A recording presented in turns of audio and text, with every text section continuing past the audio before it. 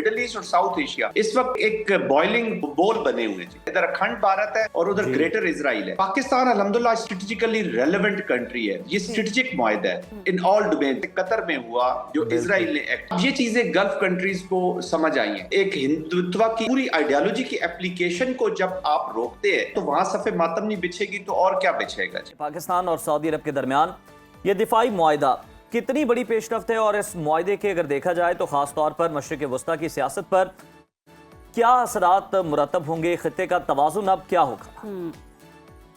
Ji Uzair, thank you very much for the invite. और I think जी पाकिस्तानी कौम को मुबारक, अल्लाह सुब्हाना ताला का बड़ा करम है। और ये मुबारक मैं इसलिए दे रहा हूँ कि अल्हम्दुलिल्लाह आज पूरी दुनिया जो है वो मोतरफ है और जुड़ रही है एक परफॉर्मिंग पाकिस्तान के बाद। जो पाकिस्तान की जो नेशनल विक्ट्री हुई ऑपरेशन बुनियानुल मरसूस के बाद, और उसके बाद एक परफॉर्मिंग पाकिस्तान, इसलिए कहते हो कि पूरी दुनिया, वो कान जो आपको सुनना नहीं चाहते थे, वो आंखें जो आपको देखना नहीं चाहती थी, और भारत की आपको आइसोलेट करने के बाद, आपको आइसोलेट करने की कोशिशों के बाद, एक वॉर करने के बाद, पूरे ह्यूमन एंटी ह्यूमन ऑपरेशंस के बाद जो दुनिया ने रिजेक्ट किया किसको, जिन्होंने ये करने की कोशिश की। तो ये अल्लाह का खास करम है, नेशन की कामयाबी है। और मैं कामयाबी कराऊंगा नोशन ऑफ विक्ट्री जो लिखा गया था उस वॉर के बाद, उसके बाद जो डिप्लोमेटिक पॉलिटिकल एफर्ट की गई है, खासतौर पे मिलिट्री डोमेन में जो मिलिट्री डिप्लोमेसी ने हमारा बहुत काम किया, जिसको फील्ड मार्शल आसिम ने लीड किया, फिर हमारी पॉलिटिकल लीडरशिप ने बहुत काम किया, परसू किया। अब पाकिस्तान में अक्सर ऐसा होता है कि आप एक चीज अचीव करते हैं लेकिन उसको परसू करके उसको लॉजिकल एंड तक नहीं पहुंचाते। तो ये अल्लाह का शुक्र है। आपने पूछा कि मिडिल ईस्ट, उज़ैर इसको समझिएगा, ये जो मुआहदा है ये पूरी दुनिया की स्टेबिलिटी के लिए, it's not the middle east. देखिए दोनों रीजन, मिडिल ईस्ट और साउथ एशिया, इस वक्त एक बॉइलिंग बोल बने हुए हैं जी। उधर जो जूइश ज़ायनिज्म है उसकी एप्लीकेशन है, इधर हिंदू ज़ायनिज्म की एप्लीकेशन है, इधर अखंड भारत है और उधर ग्रेटर इजराइल है। And they are practically into the field. वो ला इलाहा इल्लल्लाह मोहम्मद रसूलुल्लाह को परसू कर रहे हैं जहां पर भी है, और उसके खिलाफ कार्रवाइयां कर रहे हैं।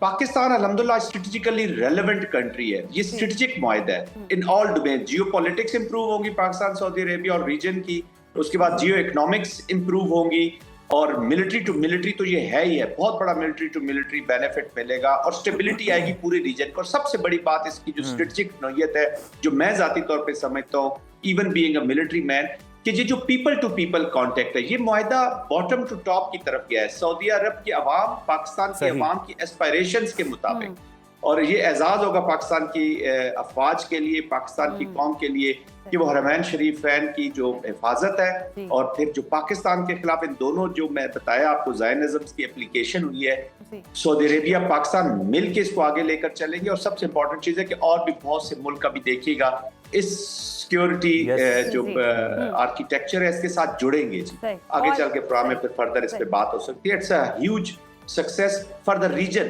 क्योंकि ये किसी के खिलाफ नहीं है, ये स्टेबिलिटी और पीस के लिए। ज़ाहिद महमूद साहब, अब आप क्या समझते हैं कि जो दीगर इस्लामी ममालिक हैं जो कि अपनी सिक्योरिटी के लिए इन्हिसार कर रहे होते थे अमेरिका पर या दीगर कुछ यूरोपीय ममालिक पर, क्या अब उनका रुझान भी पाकिस्तान की तरफ होगा? उनकी भी कोशिश होगी कि वो भी इसी तरह के किसी मुआहदे में पाकिस्तान के साथ शामिल हो जाएं, या इस तरह की कई सोच पाई जा रही है कुछ ममालिक में?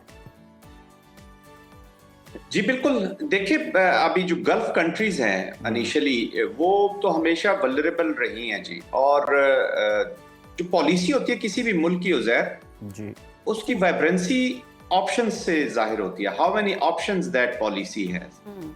अब जब ऑप्शंस रिस्ट्रिक्ट कर लेते हैं, आप सिर्फ वेस्ट के साथ जैसे अमेरिका के साथ ही जुड़े हुए थे और वही उनकी सिक्योरिटी के ज़ामिन होते, तो पीपल वो ऑप्शन नहीं थी, तो उनकी पॉलिसी शॉर्ट थी जी, या पॉलिसी कह लें कि फंसी हुई थी। अब पाकिस्तान के साथ जुड़ने के साथ हम ये नहीं कहते कि हम किसी को रिप्लेस कर रहे हैं जी, हम इंश्योर कर रहे हैं। दो चीजें बड़ी जरूरी होती है किसी मुल्क के लिए, एक होती है सॉवरेनिटी और दूसरी होती है ऑटोनॉमी, स्ट्रेटेजिक ऑटोनॉमी, कि आप कितने इंडिपेंडेंट हैं अपने डिसीजन खुद लेने में।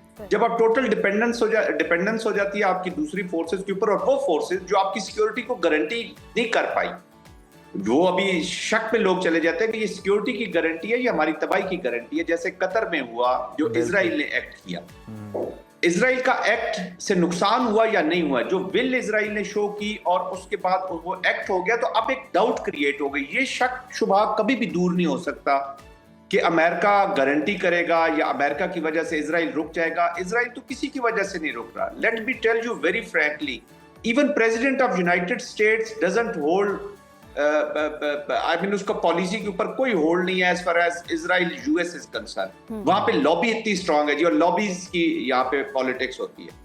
कई दफा तो एक ऐसा भी इंसिडेंट है कि यूएस के प्रेसिडेंट को पता ही नहीं था और Israeli prime minister was to address the Congress, कि वो लॉबी ने और उन कांग्रेसमैन ने अपना एड्रेस उसका, और प्रेसिडेंट वाज सरप्राइज्ड कि मुझे पता ही नहीं, और वो प्रेसिडेंट प्राइम मिनिस्टर जो है वो एड्रेस करने आ रहे हैं। तो ये लॉबीज का कंट्रोल है वहां पे, वो किसी के बाद। अब ये चीजें गल्फ कंट्रीज को समझ आई हैं और सऊदी अरेबिया और पाकिस्तान ना नेचुरल लाइज। अच्छा, ये अलायंस जरा स्ट्रेटेजिक फॉर्म में भी सामने आया, लेकिन ये हमारा उनके साथ जो कोऑपरेशन है ये तो बहुत पुरानी 80 ईयर्स चल रही है जी। मैं खुद director general foreign military cooperation रहा हूँ, आई एग्जैक्टली नो।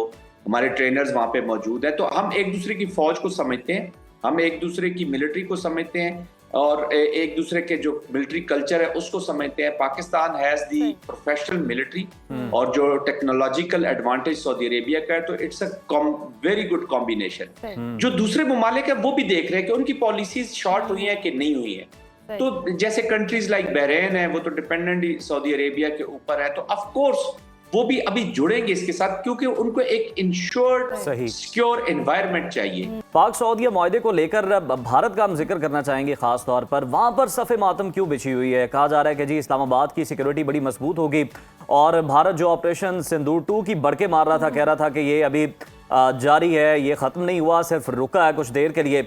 उसे क्यों इतनी फिक्र और तशवीश लाहक हो गई है अचानक? देखिए उजैर, एक क्विकली कमेंट मैं कर दूं।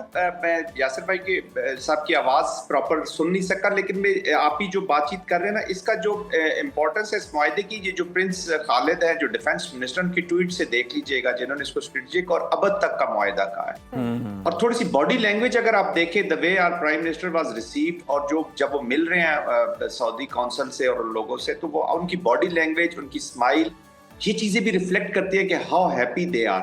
और जब आपका पार्टनर हैप्पी हो, आप खुश हो, तो आप इनको बस हमने इंश्योर करना कि आगे चले अच्छे तरीके से, और आई एम श्योर ट्रांसपेरेंट तरीके से चलेगा। भारत की आपने बात की है जी, देखिए Uzair, this is not an ordinary thing. एक उन्होंने माहौल बनाया जी अखंड भारत को अचीव करने का। एक हिंदुत्व की पूरी आइडियोलॉजी की एप्लीकेशन को जब आप रोकते हैं, उसको चेकमेट करते हैं, तो वहां सफे मातम नहीं बिछेगी तो और क्या बिछेगा जी। अब वहां का जो गोदी मीडिया है, वो जो लोग आते हैं, ये बेसिकली एक आरएसएस का विंग बन चुका है। इनका मीडिया, कोई वहां पे डिबेट होती है तो अच्छा, वो एक जेन में ख्याली पुलाव बना लेते हैं, वो जेन में जंग जीत जाते हैं। 3 महीने बाद उनके एयर चीफ को पता चलता है कि हमने भी जहाज, अच्छा ये एक मूवीज में रह के, फिक्शन वर्ल्ड में रह के झूठ बोल के, this has become the very character of Bharat ji. हर चीज को वेपनाइज करना, चाहे वो क्रिकेट में हाथ में लाना हो कैप्टन का, मैच खेलना हो, पानी का मसला हो, खाने का। दुरुस्त फरमाया जाहिर साहब आपने कि भारत हर चीज में सियासत करता है, और पाकिस्तान तो सांस भी ले ले तो भारत उसमें भी सियासत कर देगा। भारत का तो बस मकसद ही सियासत करना है, और भारत इस बात से बाज आ ही नहीं सकता।